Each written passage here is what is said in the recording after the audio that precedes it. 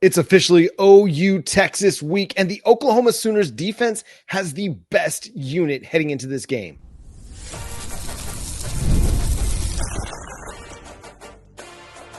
You are Locked On Sooners, your daily podcast on the Oklahoma Sooners. Part of the Locked On Podcast Network, your team every day.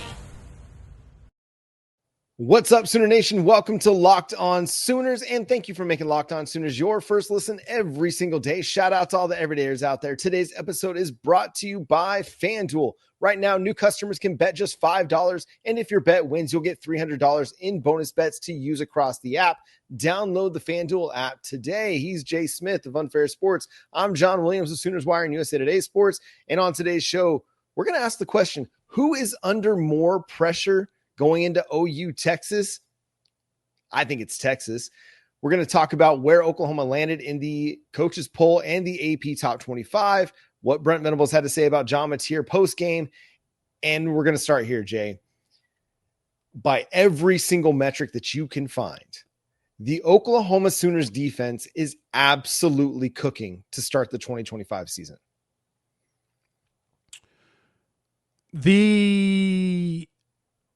I guess his role SID at Oklahoma.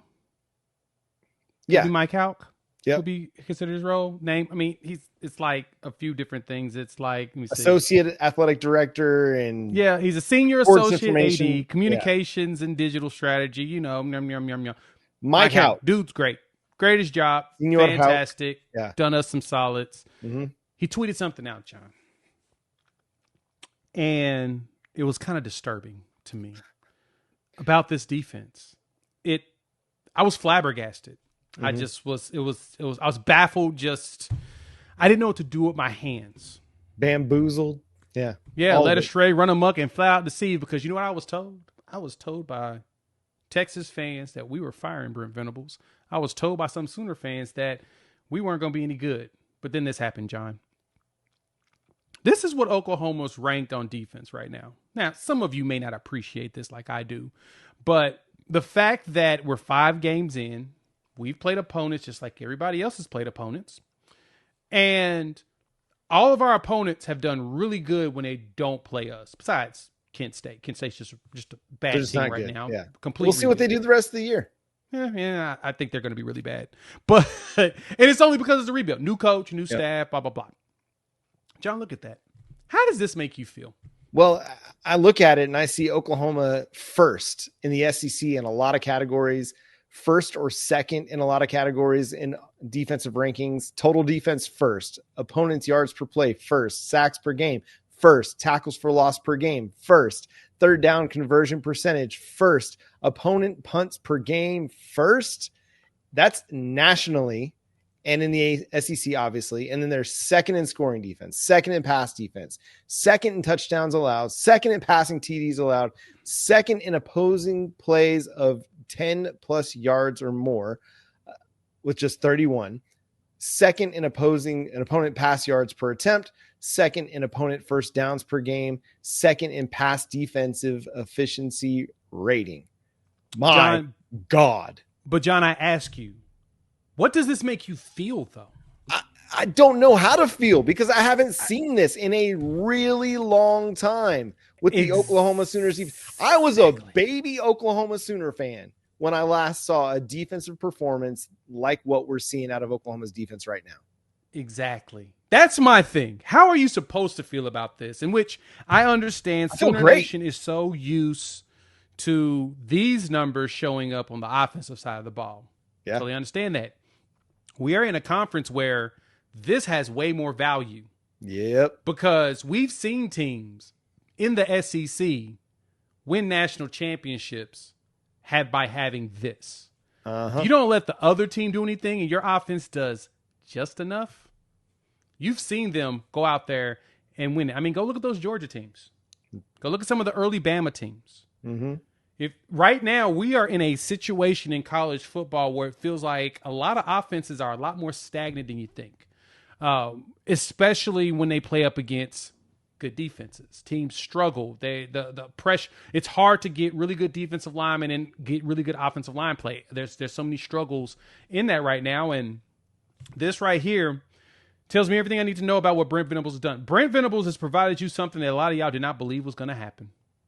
And so far, it's the streak and stuff is going to continue. So I point this out as I derailed there as we open this up, John. My apologies, because I just could not get this off my brain. It was one of those where I needed to see how everyone felt about this, because the fact that I'm seeing ones and twos through a lot of critical defensive statistics, touchdowns allowed 3, 1 passing touchdown allowed this season. John, how does that happen? How do you create this as a team? It's insane, man. And it starts from building from the ground up. It starts from building through the recruiting ranks. Yes, they have a couple transfers that are playing key roles on this defense, but one of those guys, Dominic Williams, got the day off on Saturday. Yeah. Kendall Daniels and Marvin Jones Jr. weren't asked to play a whole lot either. Nope. Those are your only really key transfers on this defense at this point in time. 35 defenders played at least 1 snap in this game, John. It's beautiful. And 2 of your starters didn't even play. Who gets to say that? Who gets to say that you can give 2 valuable players like Jaden Jackson and Dominic Williams, you can give them maintenance days? Or what do they call them in load management days? Load management in the NBA. You can give a load management day in college football because your defensive line and your defense is so good. You're like, hey guys, we got you. Rest up, get ready to go dominate Texas. You're good. Just chill. No, but this is what the promise was, right? This was what Brent Venables got to Oklahoma to do. He set the tone early. He set a foundation. He brought his guys, Todd Bates, Miguel Chavis with him, got Brandon Hall, a very successful defensive guy down at Troy. He got Jay Valai, a very established cornerbacks recruiter and developer. And these guys have stayed at Oklahoma under Brent Venables, and they built this thing into an elite defense. And we still haven't got a full season with our entire secondary being healthy just yet. Nope. We're still developing out there. Yep. But the interior, the part that causes the most problems for teams, they're established. We've got at least 3 deep on the defensive line that we can play at both spots, edge as well as interior, and we're a problem. So, and I point all of that out. And like I said, I derailed everything purposely because this couldn't get this off my brain, because I would like for fans to understand why we're patting ourselves on the back for these numbers right now. We never expected this to show up this fast. For a defensive coach, it takes you typically 3 to 4 years to get that stuff established, especially when the regime before was not focused on this type of setup. Brent Venables said we're going to have an aggressive and relentless defense. That's what he wanted to build. He's here now. Yeah. Offensively, it's very easy to walk in, bring a bunch of transfers in, and light up a scoreboard. The question is, can you stop somebody else from, doing that to you back? We've built ourselves a defense that's going to make it really hard for teams to do that. Yes, we're going to give us some explosive plays here and there. You're never going to be 100% on that.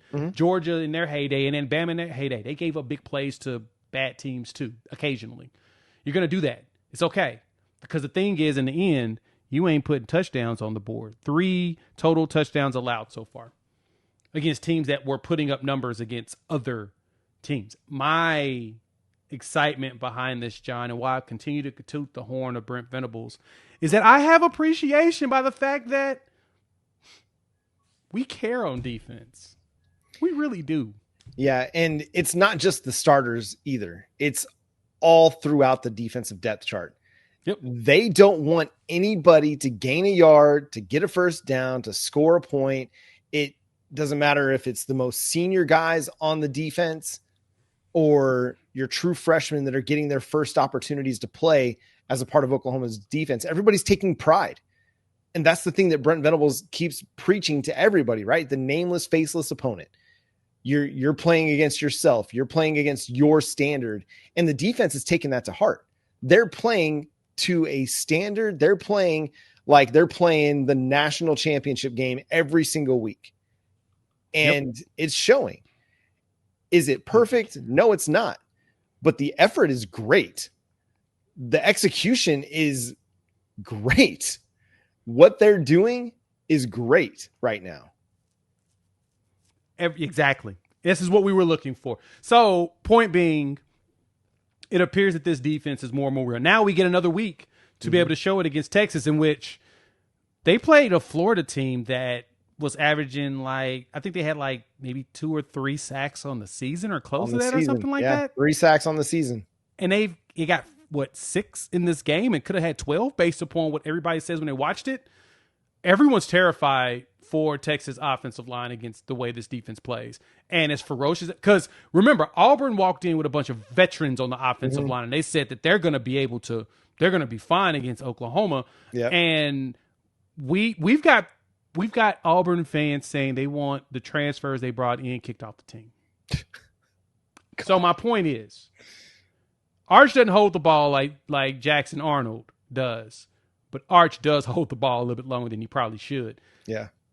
I'm hoping we continue this streak and we make Red River a bloodbath. It's going to be the third opportunity that Oklahoma's defense will have to play against a 5-star quarterback.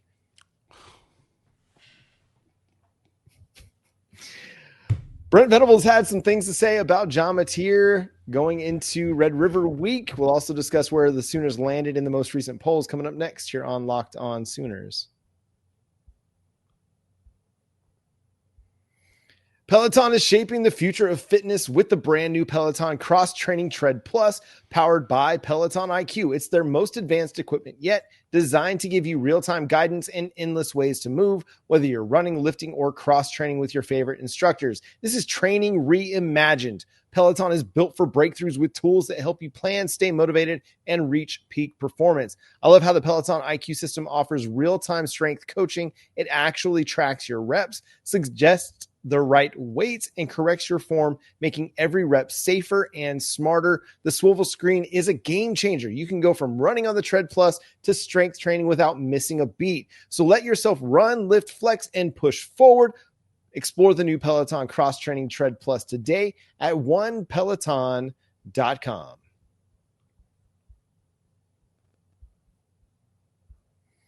Once again, thanks for making Locked On Sooners your first listen every single day. Shout out to all the everydayers out there. Tune in and subscribe to the show wherever you get your podcasts. We're part of the Locked On Podcast Network, your team every day. Brent Venables was asked about John Mateer and his availability for the Red River Showdown. And Brent Venables said, I'm assuming that he's not going to be available. What do you think of that? I understand. Yeah. The camera. For those of you that are listening to the show, Jay just there was a dramatic pause and a wink. Yeah. I totally understand you, Brent. Yeah, I am assuming too that he's not playing because he was walking around the field in full uniform. I guess he was wanting to get pictures in those throwback jerseys. I mean, I would too. He looked great. Yeah. I mean, he looked great. They all looked great. Those throwback jerseys were fire. I even had a throwback shirt on earlier. It was just the white helmet, the aesthetics of it. We need to make those permanent. Yeah. We need to go ahead and just make those a permanent alternate throughout the season and just constantly honor the Bud Wilkinson era, just because, it makes sense because those jerseys are dope. One day we need to go all icy white, though. Please. Helmet to shoe. That would be fun. Please. But I don't think we'll ever do it. It just doesn't fit the tradition and blue bloodness of Oklahoma, but I digress. He looked like he just wanted to get them pictures in that jersey because he was fully decked out, pads and everything. He had this black or wrist brace. He had a black wrist brace on. It was splinted. Yeah. It was splinted. He sure was slapping helmets and carrying helmets and stuff a lot with that hand, in which, I was a little concerned there. It's like, man, you're putting a lot of work on that thumb. You got to protect it. Yeah.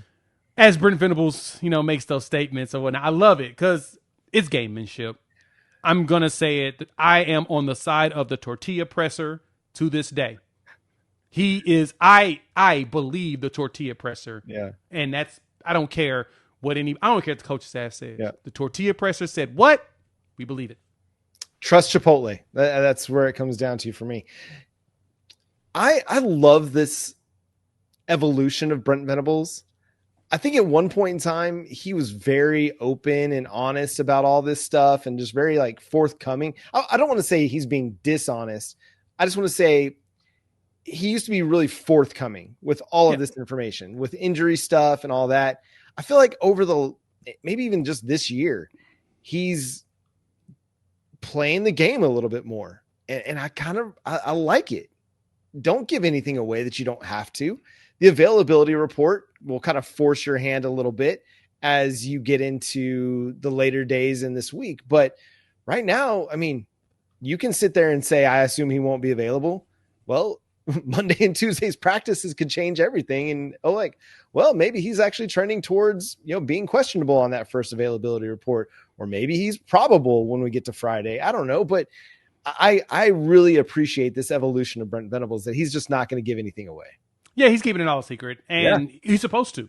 Like I said, gamesmanship. Yep. So now Texas has to prepare for both John Mateer and Michael Hawkins, because they don't know which one's going to be. Yep. And, we'll do the ad read a little bit with FanDuel, but the spread's dropped. So now we got an idea of what Vegas thinks, the sharps think, because we've got ourselves a spread, and everybody's spread and their numbers right now is the assumption that John Mateer doesn't play, or that John Mateer doesn't come in there at 100%. We don't know his status. All I know is he's walking around as if he's prepping his mind, his body, and his soul to go out there and do some stuff. Yeah, I'm excited for it, and I think even if he doesn't go, I think there's a slim chance he doesn't go. I saw enough out of Michael Hawkins Jr. to be more confident in him going into this week. And Ben Arbuckle was very complimentary of him. Brent Venables was very complimentary of him. The team has his back. Mm-hmm. He's got ways to improve, but I thought he did enough that you can build on. Now in the polls, the Oklahoma Sooners actually dropped one spot in the AP top 25, but they moved up a couple spots in the USA Today coaches poll. Which is interesting. So we're 6-6 in both. Baker. Didn't expect that. Right. Got the Baker Mayfield number. I did not expect us to actually move there, but, I can't really complain. I mean, is it a bad thing that we're here at that spot, John? I mean, not at all. It's not surprising that Oklahoma dropped. I mean, if you go back to the AP top 25, I mean, the teams that are in front of them, they make sense.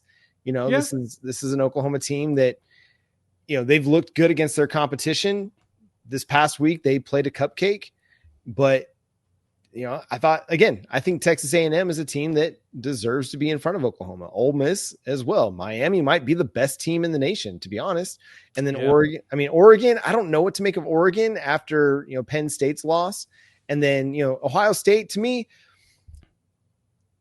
not even considering the loss to Texas or the win over Texas by the Buckeyes, if I'm not even considering that, the fact that they won the national championship last year, to me, gives them the right to be the number one team this year until somebody beats them. And I know that's kind of a weird thing. You can't extrapolate 1 year to the next. That's not how this works. That's not how any of this works. But I would give them more the benefit of the doubt simply because they won the national championship last year than I would have, say, Texas, who is no longer ranked in the AP top 25. Which is even crazier that they're not even on here anymore. But, John, no, I agree with you because, I mean, Ohio State, they won the Natty.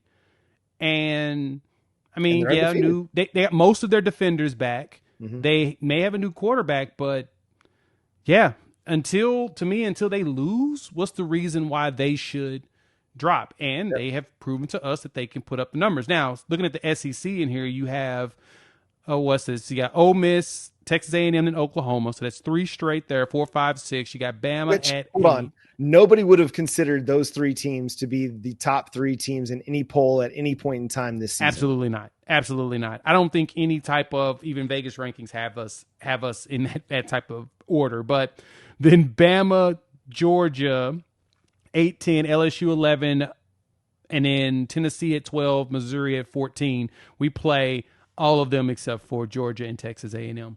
So the gauntlet continues, John. The gauntlet continues. The gauntlet continues. And again, just wild that Texas drops out. I think somebody showed on social media, it's the fastest that a preseason AP number 1 team has dropped out of the AP top 25. And it took 5 weeks. 5 games, crazy. 7 weeks. Sorry, 6 weeks, 5 games. Yes. Yeah. You're right. Technically. Yeah. No, but I'm not going to buy it, though. I still think Texas is a good team. I don't know how good they are. We're going to find out on Saturday. I don't think that they're not a top 25 team, but they certainly weren't the number 1 team in the nation going into the season like a lot of people thought. And we warned you. We said it. They were going to be overrated going into the season if you had them number 1. And here we are. A tradition as old as the game itself, John. Nobody loves to hype the Texas Longhorns more than the media does. They've been waiting for it. They'd been biding their time, patiently waiting for an opportunity to overhype the Texas Longhorns and make them the number 1 team in the nation going into the season because, man, they were looking forward to getting those clicks, looking forward to getting those views. And listen, I don't blame them. It's the same reason why NFL teams do the Dallas Cowboys like they do. Because they know it's going to generate traffic. The Lakers, people are fans of those teams. It's going to generate traffic. And listen, and it's easy to buy into it. It's easy to buy into, oh, Texas is good because they're a big time program with a lot of eyeballs on them and a lot of discussion points. And you had Arch Manning as well. So there's a lot of reasons why people wanted Texas to be good. There should have been a lot more discussion about why Texas may not be as good as everybody wants them to be. I still think that they could cause some problems for Oklahoma next Saturday. It's a rivalry game. So don't take any of this discussion to mean that we're overlooking Texas because it's a rivalry game. It's a coin flip. It doesn't matter what the records are. It doesn't matter what they've done in the previous 5 games. This is one of those games that you literally throw out the record books, right? It's the old cliche. It's real. Yeah, this game is the one where I legit don't care what their record is. I don't care. Only thing I care about is how bad they played or how good they played in the last couple of games. And that tells me a little bit of an assessment. But no matter what, they're going to try their hardest to get up for this game because they do not want to finish out being embarrassed. I loved what Brent Venables said in his post-game press conference. He's like, I don't know anything about that team, but I love the guys that we're taking down to Dallas. Mwah. Beautiful. Just a beautiful chef's kiss moment for Brent Venables. And that's the confidence I want in my coach. It's like, hey, listen, we'll start game prep on Texas. We'll start looking at them this week. But without knowing anything about those guys, I love the guys that we're rolling into battle with. That's what you want. Be fired up, Oklahoma fans. All right. Who's got more pressure going into the Red River Showdown? We're going to discuss that coming up next here on Locked On Sooners. This episode is brought to you by Square. Your favorite neighborhood spots run on Square. There are certain businesses that make the neighborhood the neighborhood. These are the places that become an extension of home, whether it's the sports bar dedicated to your team's fan base, the spot with the best wings in town for game day, or that beloved local chain that's been rooted in your community for years. These businesses are what bring people together. When neighborhood businesses thrive, the whole neighborhood thrives. One of our favorite businesses, well, mine and my wife's, is Abbey Road Catering. They're in Norman, Oklahoma. She does a fantastic job with small and big events. She catered our wedding, and it was an immaculate spread. Our guests left fully satisfied with their meals. The beverages were fantastic, made some great teas and lemonades for our guests to try and have. And it was a summertime wedding, and those things sold out. My wife and I actually didn't even get a chance to try it because it was so popular with our guests. So if you're looking for catering for a big event, you got to go check out Abbey Road Catering and the Chris Abbey team. Square is a proud partner of more than 4 million neighborhood businesses around the world. You can go to square.com/go/lockedoncollege to learn more. But before you do, go to support your favorite neighborhood spot. You'll be happy you did. Square, see you in the neighborhood. The NFL season is here, and FanDuel has an offer you don't want to miss. Right now, new customers can bet just $5 and get $300 in bonus bets if you win. That's right.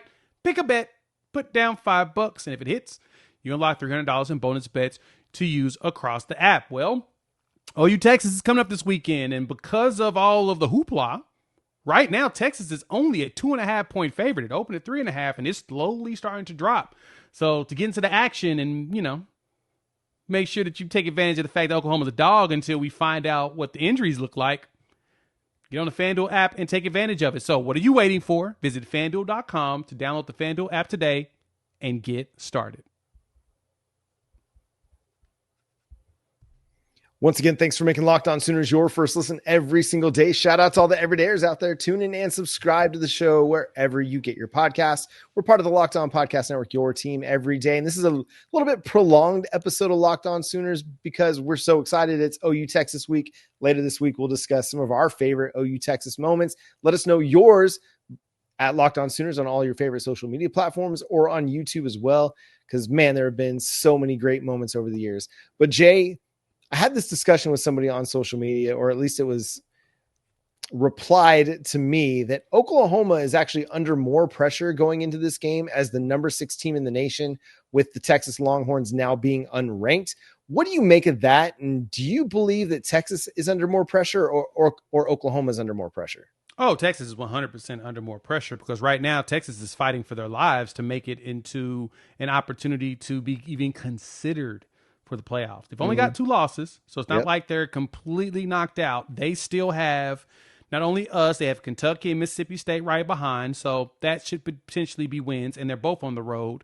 Then Vanderbilt comes to town.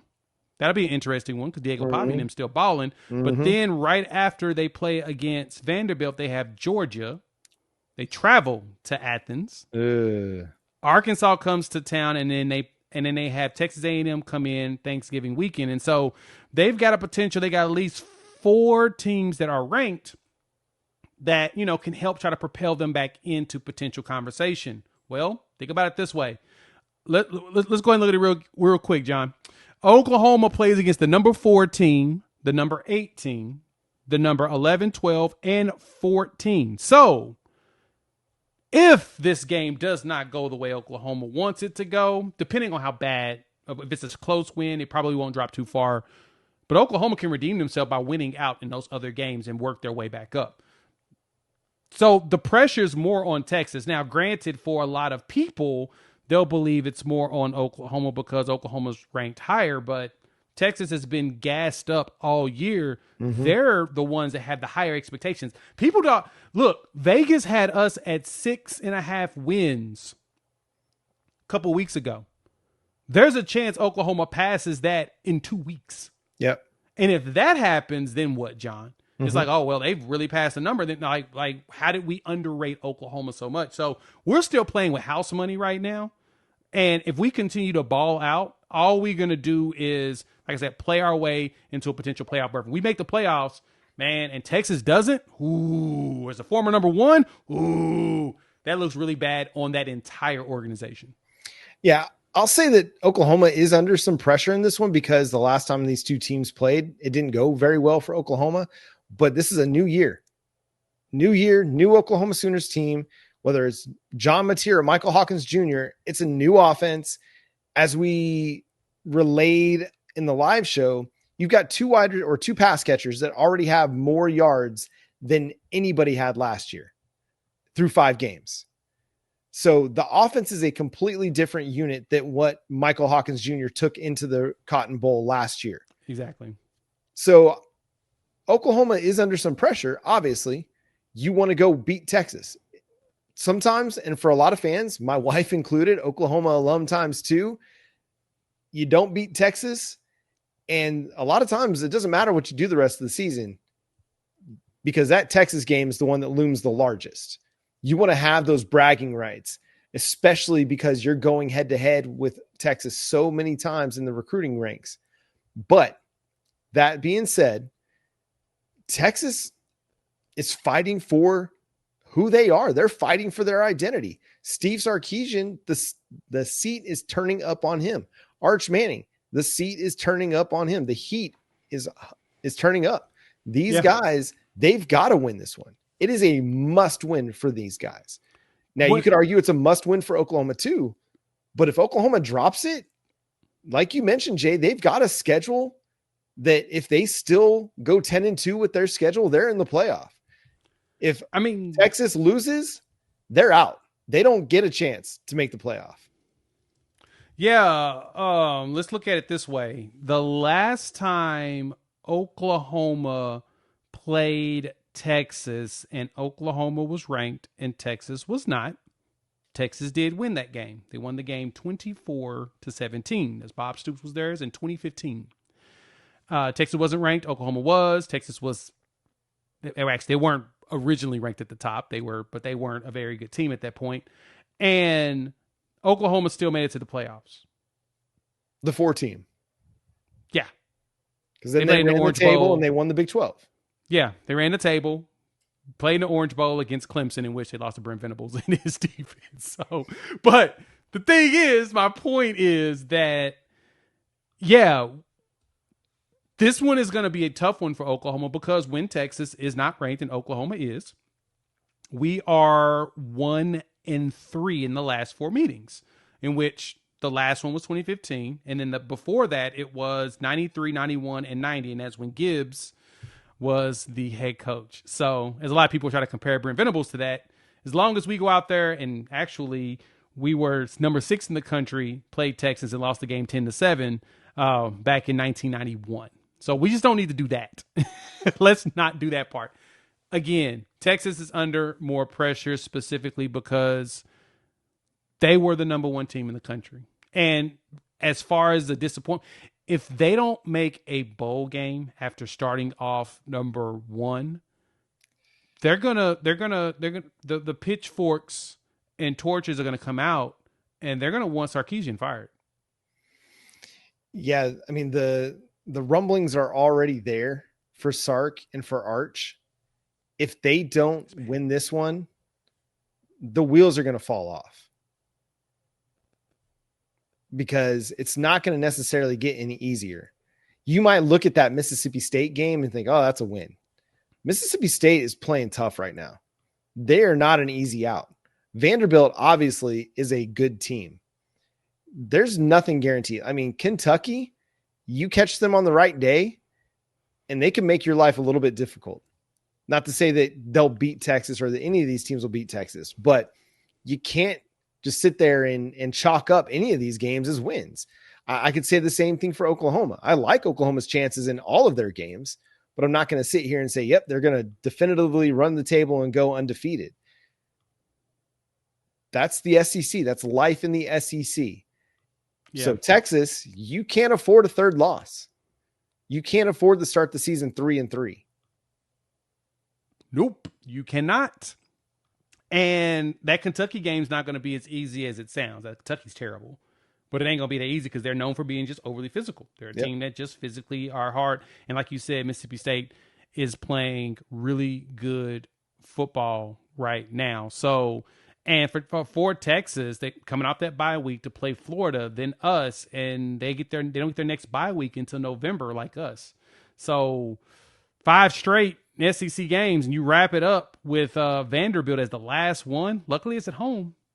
It's going to be, the schedule has now gotten hard, and their biggest problem at Texas is like the opposite of our problem right now in the offensive line. We can't get a good push for our runs to get run blocking going. They're struggling in protecting their quarterback. That's actually the one thing we do well is our pass protection has been really good. To ask anybody. Gabe Eichert was talking about it on Oklahoma Breakdown yesterday.